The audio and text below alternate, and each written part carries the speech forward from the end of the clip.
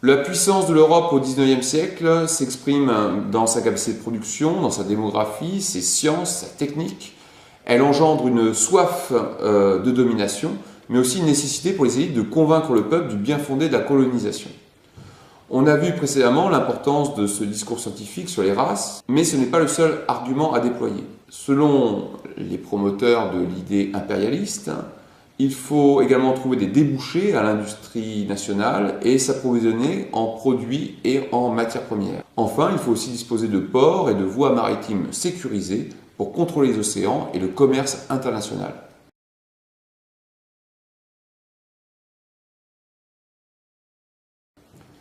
L'essor du capitalisme industriel, puis du libre-échange dans les années 1860, contraint en effet les grands États européens à une vive concurrence pour les marchés et l'approvisionnement en matières premières.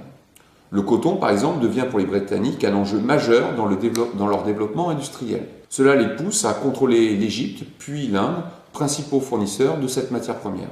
De même, les Français font de l'Algérie un puissant producteur de blé, de vin ou de fruits à destination des marchés de la métropole. Les autres colonies d'Afrique fournissent cacao, café et autres produits qui se diffusent progressivement dans l'ensemble de la population.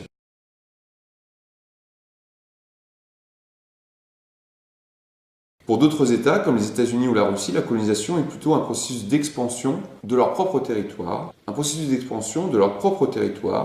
Cela passe aux États-Unis par la guerre contre les Indiens, puis contre le Mexique. Une théorie impérialiste se met en place, celle de la doctrine de la destinée manifeste. Le peuple américain se veut porteur d'une civilisation moderne et des valeurs de liberté.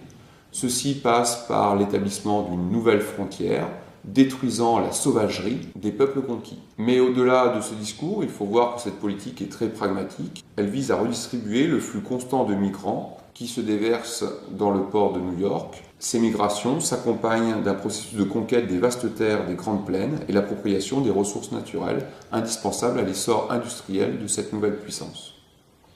En quelques années, les États-Unis deviennent la première puissance industrielle et agricole du monde. C'est ce processus qu'entame plus modestement la Russie, puisque la population est attachée au territoire via le servage, et c'est donc une colonisation plutôt pénitentiaire qui se met en place via les goulags qui permettent la colonisation de la Sibérie méridionale, notamment en bénéficiant de l'appui du Transsibérien.